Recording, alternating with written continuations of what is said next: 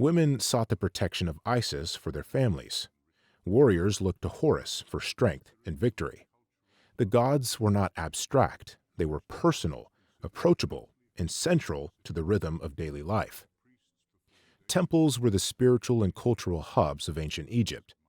Each temple was considered the earthly home of a specific deity, where priests performed daily rituals to maintain the god's favor and the balance of Ma'at. These rituals often included offerings of food, incense, and sacred objects. For example, in temples dedicated to Ra, priests would reenact his triumph over the chaos serpent Apophis during the night, ensuring the sun's rise.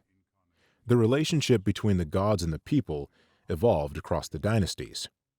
During the Old Kingdom, pharaohs were seen as divine incarnations of Horus, responsible for upholding Ma'at as living gods. Their authority was absolute, and their massive construction projects, like the Great Pyramids, symbolized their connection to the divine. In the Middle Kingdom, the focus shifted to Osiris, reflecting a growing emphasis on the afterlife and moral conduct. The idea of the pharaoh as a mediator between the gods and people remained, but there was a greater focus on personal piety and the accessibility of the afterlife for all. During the New Kingdom, Amun-Ra became the preeminent god, blending the creator aspects of Amun with the sun god Ra. Temples like Karnak were expanded to honor him, showcasing the immense wealth and power of the empire. This period also saw the rise of Akhenaten, who attempted to shift the religious focus to Aten, the sun disk, in what is considered one of the earliest examples of monotheism. However, this change was short-lived, as traditional polytheism returned after his reign. The gods shaped not just belief, but governance and agriculture. The flooding of the Nile, attributed to divine intervention, dictated the agricultural calendar.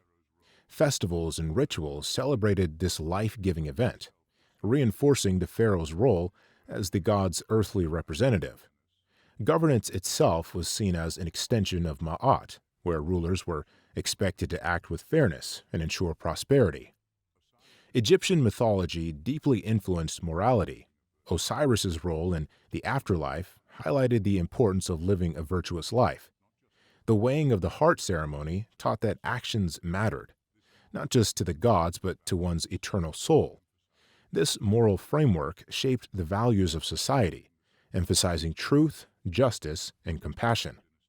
Across the dynasties, one thing remained constant: